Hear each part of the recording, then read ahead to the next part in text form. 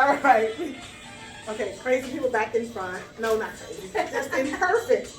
Because we getting ready to talk about what it look like to be crazy in love. So we turn this off. We're going to be talking about dating. Yes. Okay. So in the last video, we talked about the 5, 5, 4.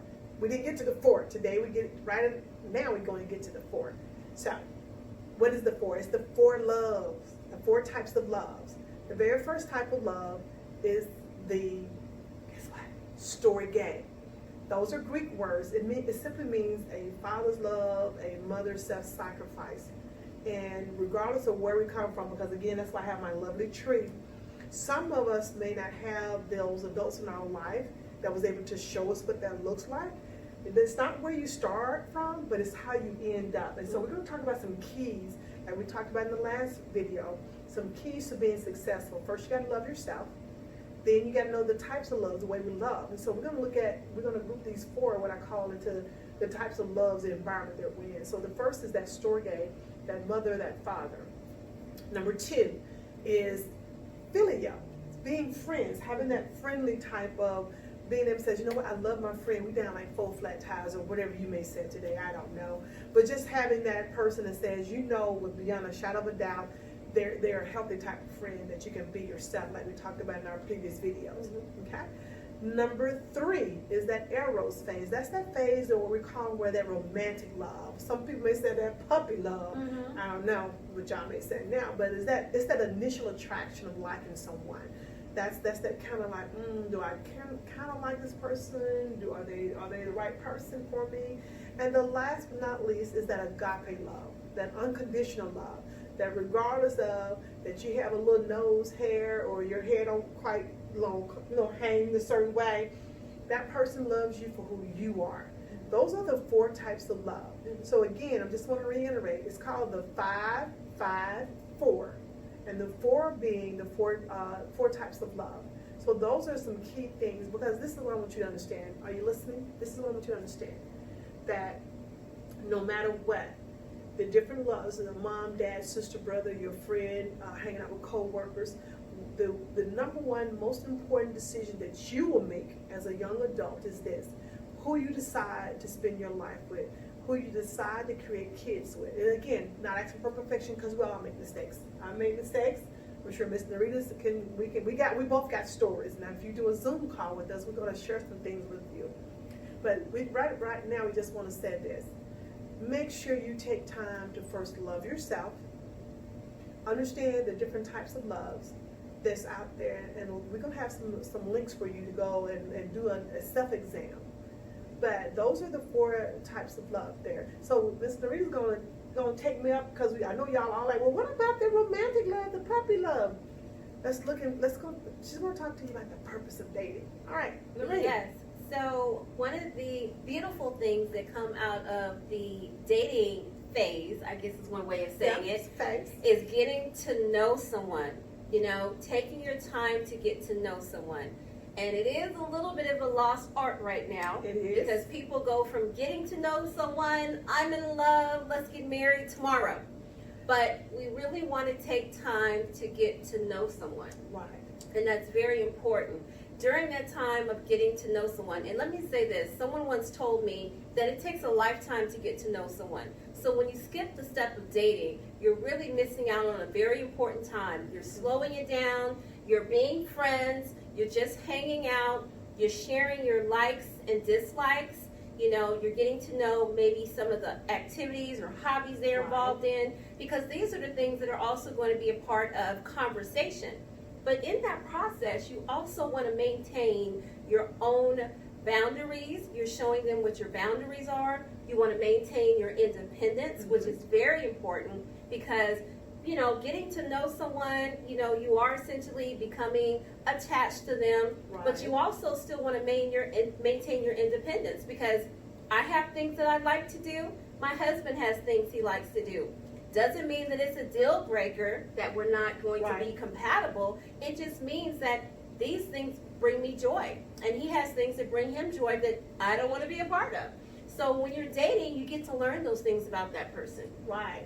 And dating is, like I tell you, that's the foundation. That's, Yes. it's kind of, I don't know if any of y'all build a home or anything, but that's kind of like that foundation that you're building on, because I want to say this, and listen to me very carefully, dear hearts. It's a decision. I know we got a lot outside of Beyonce and all the other people who sing about got me looking so crazy in love, like, and but if someone is not treating you right and it's not a healthy, like those 5 healthy signs that we talked about, then you decide to say, you know what, this is not for me. I deserve better. That's even if you got siblings and you set boundaries with them. Because sometimes siblings, you know, I'm the oldest and we get a little crazy in our role of being the big sister or the big brother. Right. But it's about saying, you know what, I cannot let you treat me like this. So make sure that you understand that it's a decision about who you love. I have my awesome little crown right here. This is just to signify this, that you are going to one day, you're what I call right now, I call you prince and princesses. That one day you're going to grow up to be kings and queens, but in order to be those things, you're going to become one.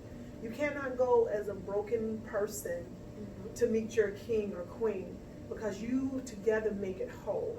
And we don't hear enough about that on the TV shows and the movies, because you got the woman on this side, you got the guy on this side, and they're yelling and screaming, and then who's caught in the middle are the children. And that's like I told you before, we care because we want you to be whole. We don't want you broken and bitter. And don't get me wrong, bad things happen to good people. But at the end of the day, you make decisions about who you want in your life and who you don't want in your life. And so I have these lovely little keys here on my tree. Your root, your foundation may not start off as strong as others, but as you grow and develop, and I don't know if any of you gardeners out there, but when you prune one thing, it grows back more stronger. It becomes, have you ever seen that, Nerita, where you can prune and it comes back? Yes. So you have the keys. Don't give your key to just any old body out there. Make sure that you give your key to your heart to someone who's going to care for you. That's the romantic side. And one thing about it is a relationship should, when you're dating, it should be fun. Because it's an exciting time. You're getting to know someone. You know, you're in each other's personal space. It should not be not fun. It should not be stressful. And as Veronica was just saying, you know, there's going to be a point where you make a decision as it may lead to marriage. And you're going to feel more comfortable that you've gotten to know this person, you know, as we like to say, and we don't really mean it this way, but we say the good, the bad, and the ugly. You know, you've gotten to know all different levels of someone, and that's so important. Because they're not going to be perfect. You're not perfect. I'm not perfect. And if you're looking for this perfection, and I know, I hear, and wait a minute, who did I just hear say that? Or somebody said it. I'm not ever getting married. Don't say what you ain't ever going to do. Because just because you've never seen a healthy marriage doesn't mean it's not possible. Right. And when we do our Zoom with you guys, we're going to talk about why marriage is so important, but that's best said so you can ask questions and do a Zoom with us. That way we can have more detail, we can respond to you, because talking to the camera is not as much fun as it looks, even though I like I'm having fun, but it's not. I would love to see you guys face to face. And one important thing to remember dating, and I know we're about to wrap up, is that you are in control of this process. We both mentioned boundaries, but you are in control of this process. So you should never feel like you're locked into something. This is a good phase to get to know more about yourself as well as the other person. Okay. So again, the 554. We're going to talk more in detail when we do our Zoom with you. Don't give you the pen of your life story to someone else to write. Yes, someone has wrote on your heart and your minds, because as young people, you have different people come into your life. But at some point, you pick up that pen and start writing the story of your life. With that being said, as always, we want to say, stay safe. Stay healthy. But most importantly, stay connected. Because relationships matter. Love you guys. Hope to see you in person one day soon. Bye. Bye.